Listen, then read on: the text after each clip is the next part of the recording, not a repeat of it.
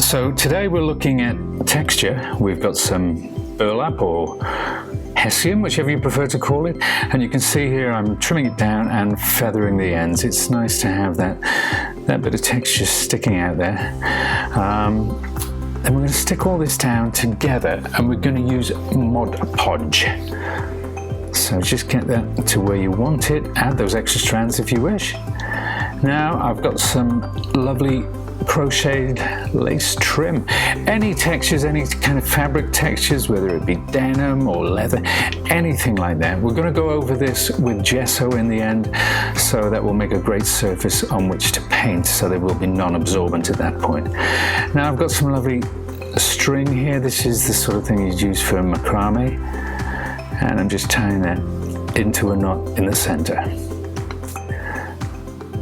So everything's ready to go, and we're actually going to use our Mod Podge and we're going to apply it to a piece of Bubbalux craft board, which is a lovely rigid board, and it die cuts beautifully. So you can be quite liberal with the Mod Podge. There are other mediums which you can use for this. This is just the one that I happen to favor.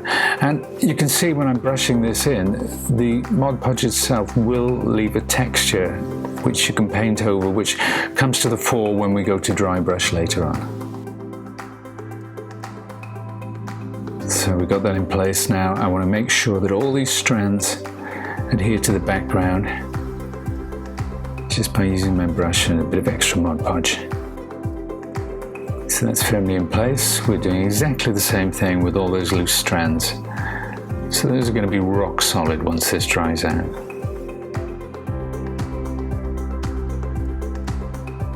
For my string, I'm going to go with my Sizzix glue gun first. I'll put a little blob there and attach the knot at that point. And these two, I want these coming off at slightly different angles, just more pleasing for the composition. So that's all in place. And we'll just take away the excess using a Sizzix scissors from the paper sculpting kit, and we'll just leave that to dry.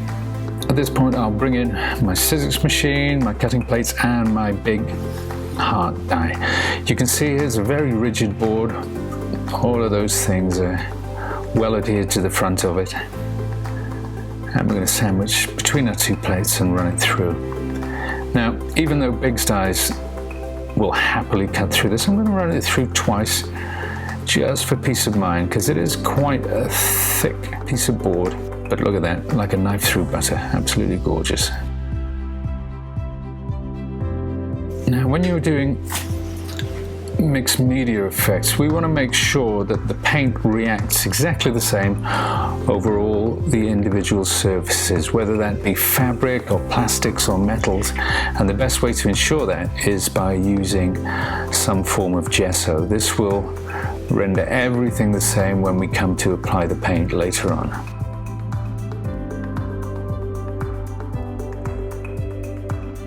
So that's all done. Now all we do is leave it to dry. It's very important that it does dry fully before we start applying the paints. We don't want any of that black paint to get into our lovely colors. And I'm using Indian turquoise and avocado dip. They are Americana acrylics by DecoArt, and you can see I'm doing a kind of a dry brush technique over the top. I do want some of that black coming through to help show off the detail.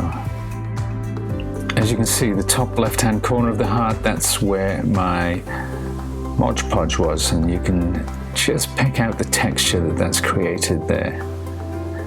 Now with the avocado dip, I just want to add a slight tint over this blue. And last but not least, to help those colors pop out, I'm using white gesso. This time it's a very, very white gesso. This has got a high titanium content, and it dries matte as well, which is very important. And you can see now I'm just picking out that fine detail. You see it particularly over that knot there, just starting to come to the fore.